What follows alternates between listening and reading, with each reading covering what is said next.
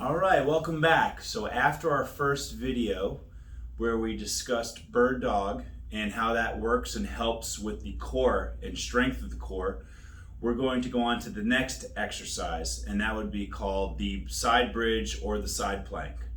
And the reason we do side bridge or side plank is because it has very little play on the spine, so it's safe to do for the spine. And again, as we talk about the muscles along the spine in the back acting as guy wires to keep the spine in alignment and keep it healthy and safe, this is a great exercise for that. This exercise actually recruits the Quadratus Lumborum, which the QLs, which are great, which run along the hip back here in the spine, and helps also with the erectors as well. And we're going to show and demonstrate how to do that exercise. Now, every time we do these exercises, we are engaging the core. So we are engaging the abdominal wall, the abdominal muscles, prior to actually holding the pose. So what I'm going to demonstrate is when we get on the floor and we get into the side bridge or side plank position, first thing I will show you is the side bridge, which is probably a little easier for beginners, for people who do not have a very good athletic background or background in fitness. So what I like to do is get on the ground, get on the floor with my knees bent, okay, my hips bent as well. And what I like to do is I like to go ahead and lift off the floor my hips. So I'm going to push my hips forward, kind of like as if I was squatting down and coming back up out of a squat. My arm is going to brace myself so that I can get into that position. So here I go. I'm going to lift up, push my hips forward, and I'm going to hold my shoulder, opposite shoulder, especially for people that have shoulder issues. This is a good thing too to kind of help brace the shoulder as well. So I'm going to put here, and I'm going to just up like that, and I'm going to count to 10 seconds. I'm still going to breathe.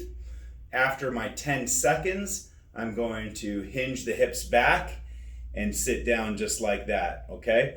We don't get sloppy, we keep this a straight line. We don't go like this. That's sloppy, and that can create injury and cause the spine to cause problems, so in the back to have problems. We want to keep a neutral spine position at all times. And again, we're going to hold. I'm going to engage the core, so I'm going to tighten my core, and I can still breathe. Don't hold your breath when you do these. You're going to learn how to breathe through this. But I push and tighten my abdominal wall, so I don't suck it in. I actually push out to engage my abs. And then I get back into hip hinge forward, hold that position for 10 seconds, and then I relax after 10 seconds. I'm not going to do the full 10 seconds. But boom, and then back down. Okay, that's the bridge, the side bridge. That's the easiest one to start with. If you're a little more advanced, or you know that you're strong enough that you can handle doing the actual side plank, we're going to get in this position, then we're going to extend our feet out, okay, one on top of the other. And in the same motion, I'm going to hold my shoulder, and then I'm going to lift my hips off the floor. So like this, and I'm going to hold that for 10 seconds as well, engaging the core and holding that. And then I'd go down, okay? So this again will recruit the Quadratus Lumborum, which will also help support the spine and maintain good back health, back integrity. We want to help strengthen all those muscles, all the ligaments, tendons along the spine, that fabric that holds the spine together. We want to strengthen that so that there's less laxity in the spine, less flexibility. We want to tighten and strengthen that. And again, these are exercises for people who either are prone to back injury, have had back soreness, back pain, back injuries previously. These are great ways to help improve back health, back wellness. This is the number 2 one that we do. So number 1 was our bird dog. Number 2 is the side plank. And again, we engage the core before we start. So we put our feet out, we get comfortable, we get our arm here on our shoulder, And then we're up for a count of 10. We engage the core before we get in it, and then we hold that for 10 seconds. And again, the reason why we hold this for 10 seconds is because we don't want to create more pain, right? So we usually do about 4 to 6 sets of this on each side, because then I would flip over and do my left side. So right now I'm doing my right. I hold it for 10 seconds.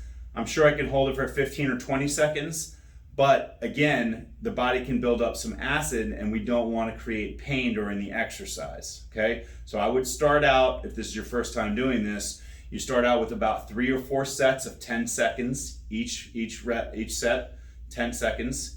Do 3 or 4 of those. Once you feel stronger, you can go on to do 6 sets or more, and then switch to the other side, okay?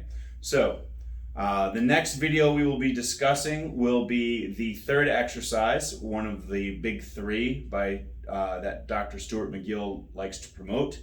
And that third one will be the curl up. And we will show that and demonstrate that next time. Thanks.